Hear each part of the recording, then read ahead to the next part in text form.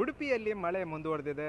ಪ್ರವಾಸಿ ತಾಣಗಳು ಪ್ರವಾಸಿಗರನ್ನು ಕೈ ಬೀಸಿ ಕರೆಯುತ್ತಿದೆ. ನಾವೀಗ ಉಡುಪಿ ನಗರದ ಹೊರವಲಯ ಆಗಿರುವಂಥ ಕಾಪು ಬೀಚ್ ಪಕ್ಕದಲ್ಲಿದೆ. ನಾವು ಚಿತ್ರಣವನ್ನು ಗಮನಿಸ್ಬೋದು. ಬೋರ್ಗರೆಯುವ ಕಡಲನ್ನು ನೋಡಲಿಕ್ಕೆ ಪ್ರವಾಸಿಗರ ದಂಡು ಕಾಪು ಬೀಚ್ನತ್ತ ಬರ್ತಾ ಇದೆ. ಆದರೆ ಇಲ್ಲಿ ಲೈಫ್ ಗಾರ್ಡ್ ಸಿಬ್ಬಂದಿಗಳು ಅವರನ್ನು ಸಮುದ್ರಕ್ಕೆ ಇಳಿಯಲಿಕ್ಕೆ ಬಿಡುವುದಿಲ್ಲ.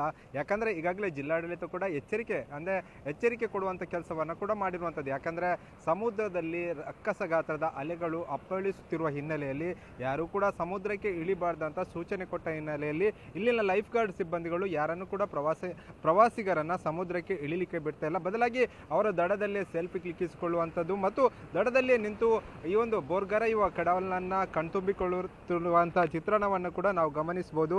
ಇದು ತುಂಬಾನೇ ಪ್ರವಾಸಿಗರ ಒಂದು ಕಣ್ಮನ ಸೆಳೆಯುವಂತ ಬೀಚ್ ಆಗಿರುವಂಥದ್ದು. ಸಾಕಷ್ಟು ಪ್ರವಾಸಿಗರು ಇಲ್ಲಿಗೆ ಭೇಟಿ ಕೊಡ್ತಾರೆ. ಅಂದ್ರೆ ಇಂದು ಮಳೆಗಾಲ ಸಂದರ್ಭವನ್ನು ಹೊರತುಪಡಿಸಿ ಸಾಕಷ್ಟು ಸಮಯದಲ್ಲಿ ಇಲ್ಲಿ ಪ್ರವಾಸಿಗರು ಬರ್ತಾರೆ, ಭೇಟಿ ಕೊಡ್ತಾರೆ, ಎಂಜಾಯ್ ಮಾಡ್ತಾರೆ. ಇಲ್ಲಿ ಒಂದು ದ್ವೀಪಸ್ತಂಭ ಅಂದ್ರೆ ಈ ಒಂದು ದ್ವೀಪಸ್ತಂಭವನ್ನ ನೋಡ್ಲಿಕ್ಕೆ ಸಾಕಷ್ಟು ಪ್ರವಾಸಿಗರು ಬೇರೆ ಬೇರೆ ಜಿಲ್ಲೆಗಳಿಂದ ಬೇರೆ ಬೇರೆ ರಾಜ್ಯಗಳಿಂದಲೂ ಕೂಡ ಬರ್ತಾರೆ. ನಾವು ಗಮನಿಸಬಹುದು ಪ್ರವಾಸಿಗರು ಏನಿದ್ದಾರೆ ಈಗ ದೂರದಲ್ಲೇ ನಿಂತು ಏನೋ ಒಂದು ಹಗ್ಗವನ್ನ ಕಟ್ಟಿದ್ದಾರೆ, ಅದರ ಹೊರಗೆ ನಿಂತು ಒಂದು ಸೆಲ್ಫಿಯನ್ನ ಕ್ಲಿಕ್ಕಿಸ್ತಿರುವಂತ ಚಿತ್ರಣವನ್ನ ಗಮನಿಸಬಹುದು. ಸಾಕಷ್ಟು ಪ್ರವಾಸಿಗರು ಬರ್ತಾನೆ ಇದ್ದಾರೆ, ಆದ್ರೆ ಯಾರಿಗೂ ಕೂಡ ಸಮುದ್ರಕ್ಕೆ ಇಳಿಲಿಕ್ಕೆ ಇಲ್ಲಿಯ ಲೈಫ್ ಗಾರ್ಡ್ ಸಿಬ್ಬಂದಿಗಳು ಬಿಡ್ತಲ್ಲ. ಆ ನಿಟ್ಟಿನಲ್ಲಿ ದೂರದಲ್ಲೇ ನಿಂತು ಪ್ರವಾಸಿಗರು ಈ ಒಂದು ಅದ್ಭುತ ಕ್ಷಣವನ್ನ ಕಣ್ತುಂಬಿಕೊಳ್ತಿರುವಂತದ್ದು.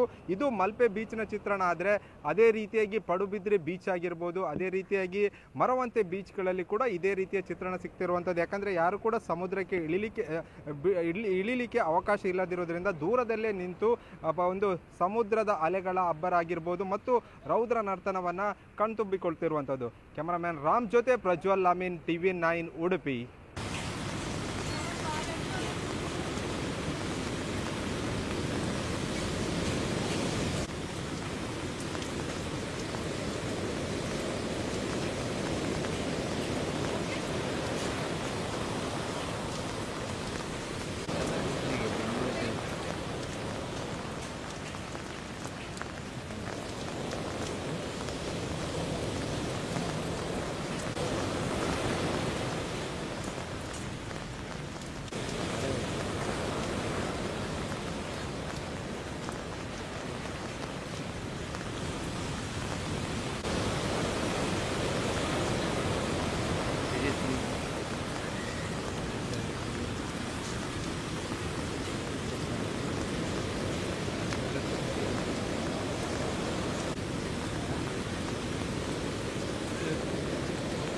ಅಲ್ಲಿ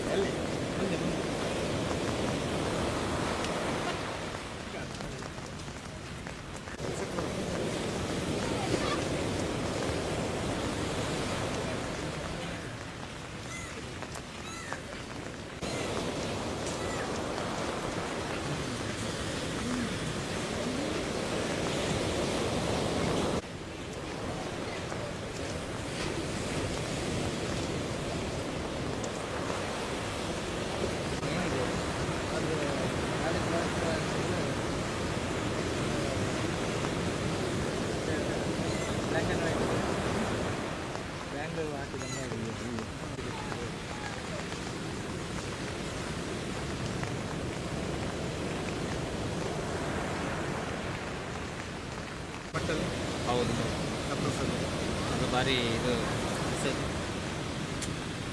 ನಮಗೆ ಸಿಗಬೇಕು ಅಂದ್ರೆ ಹೆಂಗೆ ಕ್ಯಾಮರಾ ಬಳಸಬಾರ್ದು.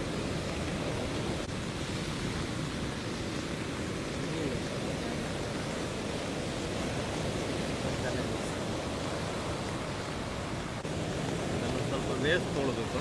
ವೇವ್ಸ್ ಅಂತಂದರೆ ಕ್ಲೋಸಪ್ ಅಲ್ಲ, ವೇವ್ಸ್ ಅಲ್ಲಿ ಹೋಗ್ಲಿಕ್ಕಿಲ್ಲಲ್ಲ, ಅಲ್ಲೆಲ್ಲ ಇದಿಲ್ಲ.